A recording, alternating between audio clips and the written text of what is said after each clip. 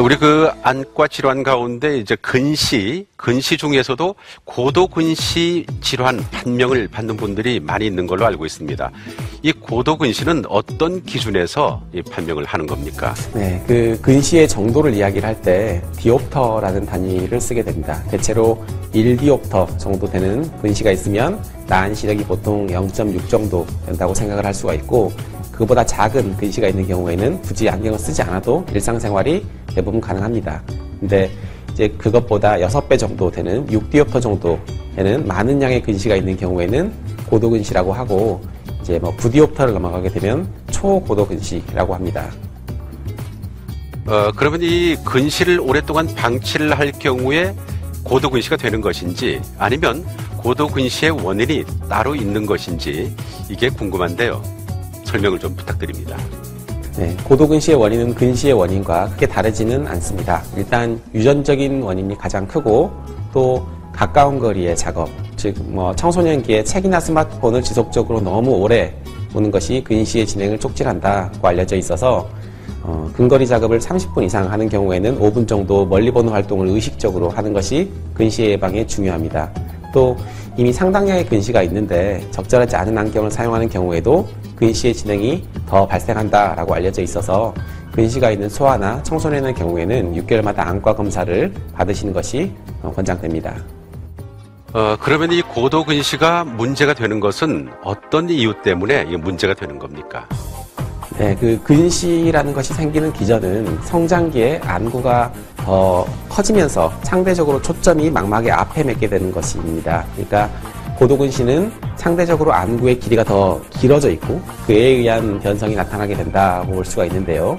일반적으로는 안구의 크기가 23mm 정도인데 고도 근시는 보통 26mm 이상인 경우가 많고 심한 경우에는 30mm까지 커져 있습니다. 이로 인해서 한정된 망막과 시신경이 더 얇아지고 변형되면서 구조적으로 손상에 취약하게 됩니다.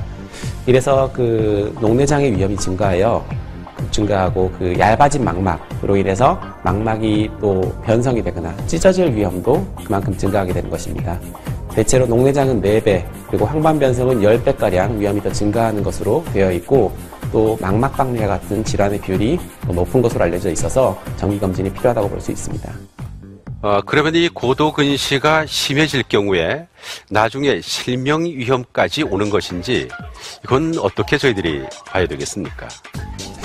네, 그 WHO에서 선정한 3대 실명 질환이 당뇨망막병증, 녹내장, 황반변성 이 3가지 질환입니다.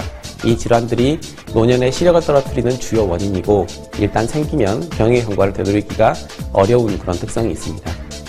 그래서 당뇨가 없으신 분들은 녹내장과 황반변성을 피하는 것이 중요하다고 볼 수가 있는데 고도근시가 있으면 이 2가지 질환의 빈도가 올라가기 때문에 시력이 떨어질 수 있는 위험이 더 높다고 볼 수가 있습니다.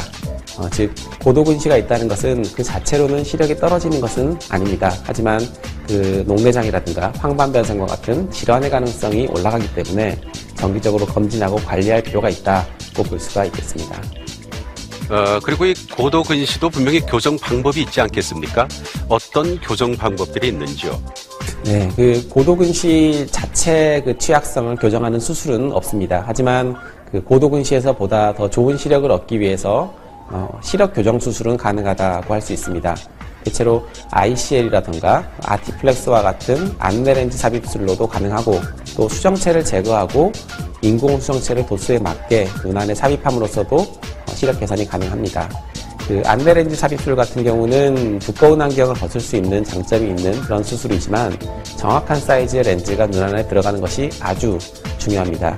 그렇지 않았을 때는 홍채나 수정체의 마찰을 일으켜서 안압이 상승하거나 또는 수정체에 혼탁이 올 수 있는 그런 가능성이 있으므로 수술을 하신 후에도 꾸준히 검진을 받으시는 것이 반드시 필요하다고 볼 수 있습니다. 네, 말씀 잘 들었습니다. 우리나라 중고생의 11% 정도가 고도근시를 가지고 있다고 그러죠.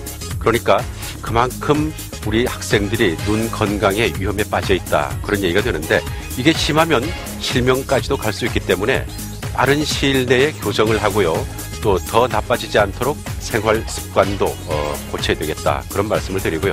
특히 부모님들이 관심을 좀 많이 가져야 되겠습니다.